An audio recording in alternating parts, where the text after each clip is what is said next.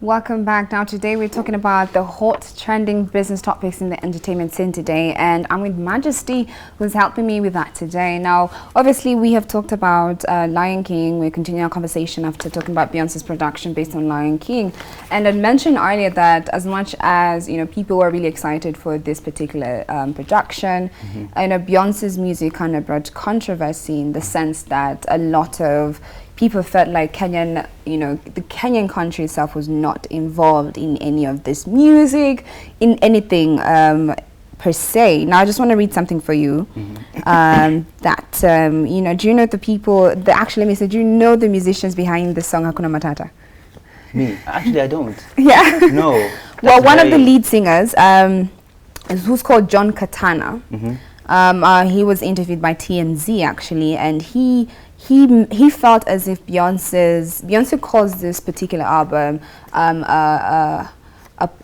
let me get that right. It was like a poem to Africa or something of the sort, right? Okay. And he felt that it was a snub, the fact that not even local artists in Kenya were not involved. She just went to have Burna Boy, Wizkid, Yemi Alade.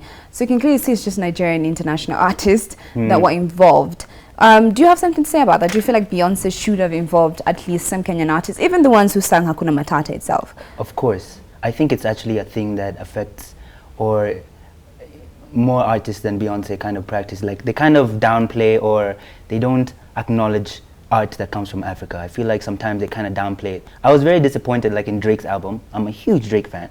But Wizkid's verse was kind of like muted. I remember that, and that stood out to me. It's like they know there's a lot of talent brewing or coming out of Africa, but they don't want to accept that it's starting to rise. And take over.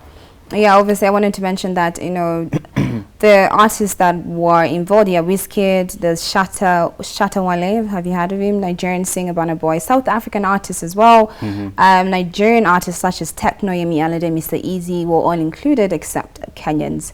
For me, I personally do feel like perhaps, I mean, we don't have a lot of amazing international artists who are in the same space as this particular artist that were chosen, but at least we have potential. We have some guys there. Yeah, we have talent that can stand up or match to that quality that I'm pretty sure Beatty would have been really good in this mix. Even Sauti Soul, like even just off the top of your head, thank you. Even that Soul. vibe and Lion King, it's perfect. Great, definitely. Now we're just going to move right on to talking about Burna Boy's album African Giant. Well, he just released it actually. Burna Boy just revealed that his album is being released on Friday, 26th July. So for us, that's going to be on Monday, if I'm not wrong. Okay. Yes. And there's so much hype around it. It's in every news outlet right now talking about Burna Boy's album release. Guys are really excited about it. And this album is different because now it features 19 tracks, because his previous album featured around 13, if I'm not wrong. And I just wanted you to tell me about your thoughts about this particular album. Do you think it's going to perform as well as the last one? Oh, I think it's Burna's year. He's he won an award the other day. We just talked about on our last Trendy Friday. He's everywhere. He was on Jimmy Kimmel Live. He's dating Stefflon Don. I love that. That's a big achievement. I really love that. I don't know. I just think it's his year, so that album will be crazy. I saw Future on it. I'm a trap head, so of course I was like, woo!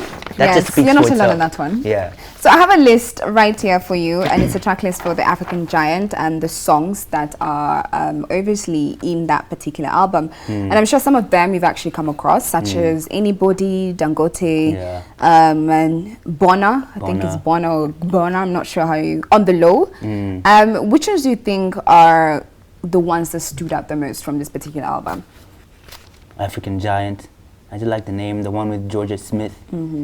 And a funny story, actually, I like Different. The one with Damian Marley and Angelique. My mom actually listens to Angelique. And it's funny like how she just ended up on this album. It's a sound I've known because my mom plays it, and now she's here. So it's just like a bit. And what is Burna Boy doing different from artists such as Wizkid, Davido, who's been very silent for quite a long time? What is he doing different? He's being himself. That's what I think it is. I think as an artist you kind of grow into yourself and your art, and you slowly start evolving into who you truly are the longer you persist in the game. So I feel like he's just blossoming now. to what he is. And To what I he- mean, yeah. if you look at the track list itself, Yeah. it has a mixture of artists from different countries. You know, Yeah. there's Georgia Smith from England, she's Latin. British, then there's Jamaican artist, there's then Future, who's American. So it's different. It's a different. mixture of both, not just focusing on American artists Yeah. only. Great. Well, that wraps up our conversation today for Trendy Hey. Friday, Majessty. Thank you so much for joining me. Thank you so much. For And I having me. do hope next week you'll actually join me next Friday. I'm going to have better topics than today. All day, every day. I got you. I'll be here. Well, that is it with Majessty today. Thank you so much again.